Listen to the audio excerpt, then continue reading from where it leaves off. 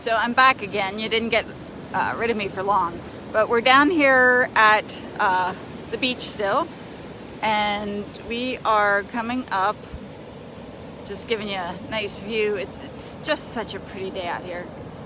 We're coming up on what is indeed the Shipwreck, and I just did a quick little research.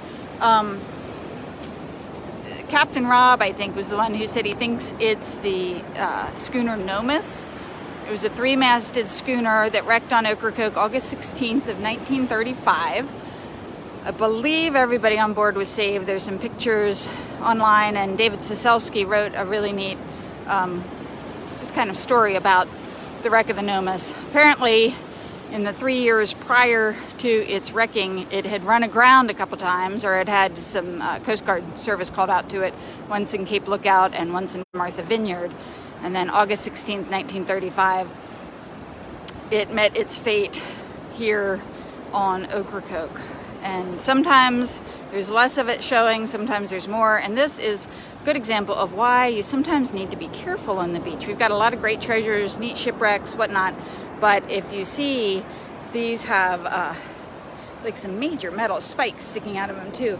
The salt water, when the storm was coming and everybody was talking about the driving through salt water, this is an example of what salt water can do to your car metal.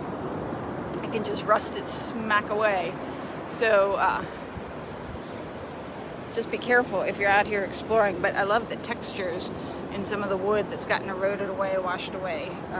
That old, nice, hard wood that they used back then. So I don't know how long this ship was. It was built, I think, 1919. So it had fairly long life, but did indeed meet its fate. Meet its fate. Atticus, I just got a kiss from the dog. And the other thing that people have been finding, I don't know if some of y'all follow the Ocracoke Island, North Carolina Facebook page, but you can see some rope here. There have been some big wads of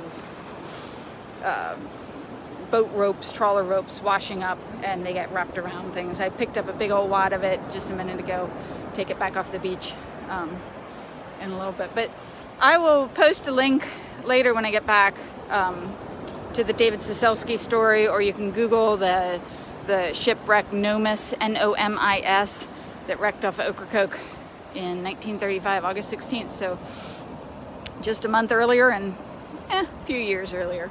So I haven't heard of any shipwrecks after this storm that we had, this storm that we didn't expect.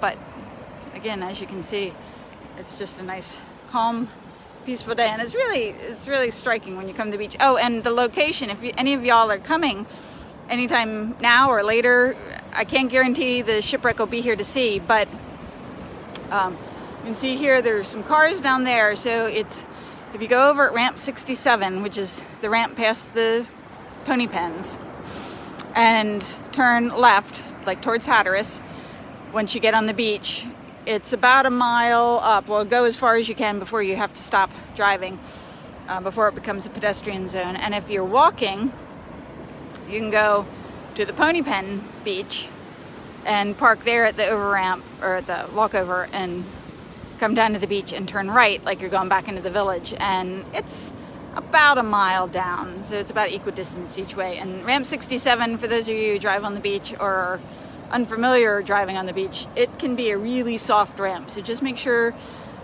you know your ins and outs of driving on the beach and air down, and make sure you've got 4-wheel drive. And that's one of the trickier ramps, I think, one of the softer ramps to get over. You don't have as much leeway, it's pretty narrow. So there you go, the wreck of the Nomis, sitting right here on Ocracoke Beach, and we'll see how long it lasts, or if the ocean will eventually pick it up and carry it away, or just if it'll just sink down farther into the sand. So have a lovely day again, and this is the last you'll probably see of me today, but I hope to get back to the walks sometime and tell you more of the history of Ocracoke. Thank you guys.